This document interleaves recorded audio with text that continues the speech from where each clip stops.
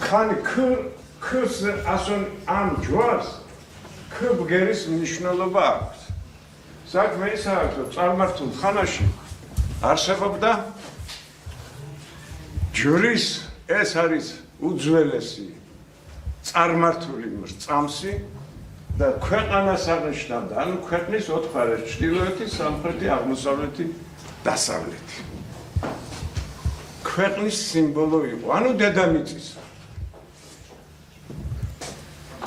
რატი ქვეყნის სიმბოლო იყო, ამიტომაც ახლა გასარკვევია, რიცხვი 24 და რიცხვი 600. ქართული ანბანის პირველი ასო-ნიშანი არის დღეღამის დასაწყისი, ანუ დღეღამის პირველი საათი. აითვლება დღეღამეები და 24-ზე რომ მოვა. ქართული ანბანის პირველი ასო-ნიშანი დღეღამის პირველი საათია, ხოლო ქანის რიცხვითი მნიშვნელობა 24 დღეღამის 24 საათის აღნიშნულია.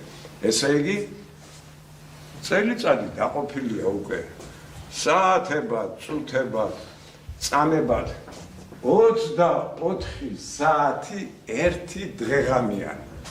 ქვეყნისა, რატომ? იმიტომ რომ ქართველმა ქურუმმა იცის, რაც სხვა ქურუმებმა არ იცოდნენ. უპირატესობა რომ დედამიწა ბრუნავს თავისი ღერძის გარშემო. 24 საათი დედამიწის არსია და შინაარსი.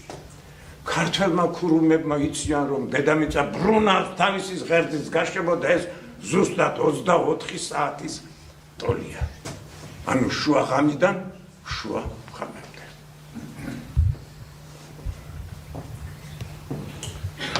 ახლა ამის რაობას რა გვესის ქართული წიგნობრული ძეგლები. საქმე ის არის რომ იწერება ქან, თქვათ, ქან იწერება და დასმულია ზემოდან გასწვრივი ხაზი. ეს ქარაგმას ნიშნავს. მაგრამ საქმე ის არის რომ აქ უფრო რთულად აგვაქვს საქმე. ეს ერთდროულად ქარაგმასაც შეიძლება, ესე იგი სიტყვის შემოკლებას ან და რიცხვს. თუ ასეთი ასო-ნიშანია, მაშინ უნდა წავიკითხოთ როგორც რიცხვი 600, მაგრამ თუ სიტყვაა დაქარაგმებული, მაშინ უნდა წავიკითხოთ ერთ შემთხვევაში ქვეყანა, მეორე შემთხვევაში ქართლი. ანუ საქართველოს ქართლი ეწოდებოდა და ფარნავაზ მეფის დროიდან იწერება ქ და იკითხება ქართლი. ამას ქვია სამთავრულო დაქარაგმება, ანუ მხოლოდ წერილი დაქარაგმება. აი ეს რო ასეთი მარტივი რამე რომ არ ვიცით, ამიტომ ხდება გაუგებრობა. ქრისტიანულ ხანაში ამ ასო-ნიშანმა მიიღო ახალი მნიშვნელობა. ქრისტე. ესე იგი, იწერება ასო-ნიშანი ქანი და იკითხება ქრისტე. ეს უკვე ამის შესახებ ნათქვამი აქვს იოანე ეპისკოპოს ქართლის ცხოვრებაში არის ამის შესახებ.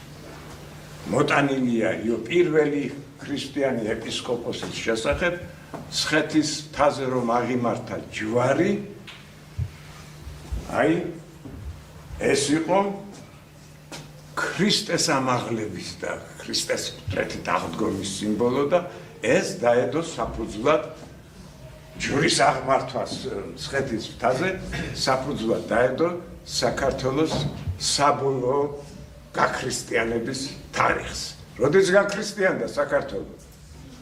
326 წელს. ეს ქართულ წერილობით ძეგლებში ყველგან წერია, მაგრამ მეცნიერები ვერ კითხულობენ. ჯერ კიდევ ეს ბრძოლა დამთავრებული არ არის. წერია და 326 წელს, ეკლესია ამბობს 326 წელს და ქართულ წყაროს ყველგან წერია 326 წელს. ქართული საქართველო, ანუ ქართლი გაქრისტიანდა.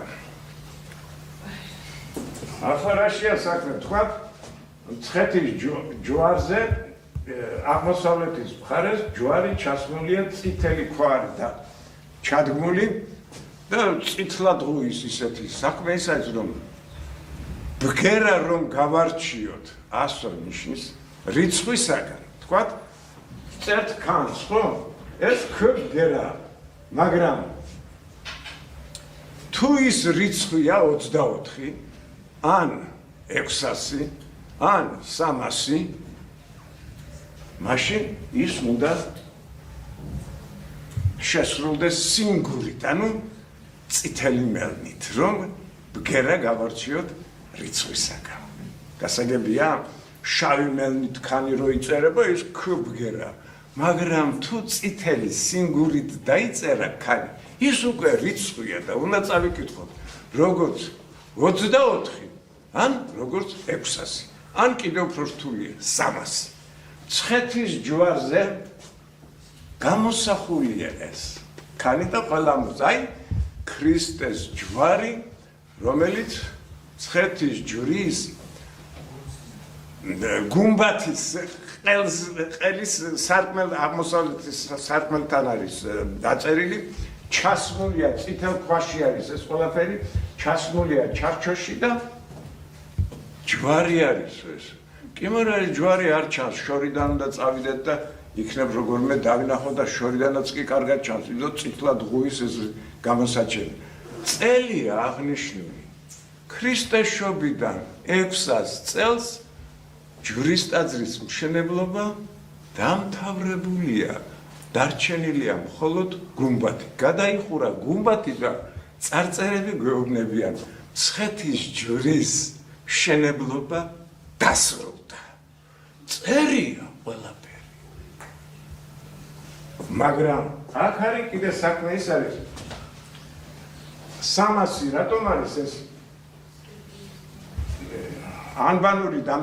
ანბანური სათვალავი ასეთია 9 ერთეული 9 ათეული და 9 ასეულია რა მე-6 ასეული არის ქანი ამიტომ მისი რიცხვი ნიშნულობა არის 600 მაგრამ ეს გამოყენებულია საჭირო შემთხვევაში გამოყენებულია მცხეთის ჯვრის ტაძარზე 600 წელს აი აქამდე მივედით მაგრამ რა კი ეს თლიანად ჩასმულია ქანი აქ კიდე მესამე რიცხვით მნიშვნელობა იგულისხმება 300 რა არის 300 საქართველოში შეიქმნა ქრისტიანული ქართული წელთაღრიცხვა რომელიც 600 გასტურდება რა ჯვრის ტაძარზე მისი რიცხვით მნიშვნელობა 600 მაგრამ ქრისტიანული წელთაღრიცხვა ვინ შექმნა ქართველმა ქურუმებმა ის წელთაღრიცხვა რომელიც ახლა არსებობს რა წელია დღეს 2010 წელი ეს ქართული წელთაღრიცხვაა ყველაზე ადრეული ქრისტიანული ქართული წელთაღრიცხვის პატრონები ჩვენა ვართ უძველესი ქრისტიანული წელთაღრიცხვის წარწერები ჩვენა გვაქვს ევროპაში ეს გვიან აღიარეს პირველი ამღიარებელი რომის იმპერია იყო აღიარეს ქართველთა ქურუმთა ღვაწლი ჩვენ ჯერ გვქონდა მზის კალენდრის დასაწყისის წელთაღრიცხვა მერე გვქონდა ფარნავაზ მეფის წელთაღრიცხვა და შემდეგ ქართველმა ქურუმებმა შექმნეს ქრისტიანული ქართული წელთაღრიცხვა რომელიც ახლა მსოფლიო კაცობრიობის წელთაღრიცხვა და ეს წელთაღრიცხვა საკაცობრიო ჩვენია ამიტომ ვთხოვ ჩვენს ქართველებს მეცნიერებს დაანებონ თავი უარყოფას და გონს მოეგონ და რაც წერია ის აღიარა საკუთარი აზრების ფრქვევას აზრი არა არავითარი საკუთარი აზრი არ გამაჩნია წერია და კითხვა შემიძლია, წერა კითხვა ვიცი. რა დავაშავე ასე? არაფერი. არც განსაკუთრებული რამე ვარ. კითხულობ. დამწერლობა ვიცი, წერა კითხვა ვიცი და გათავ. დანარჩენი ყველაფერი წერია.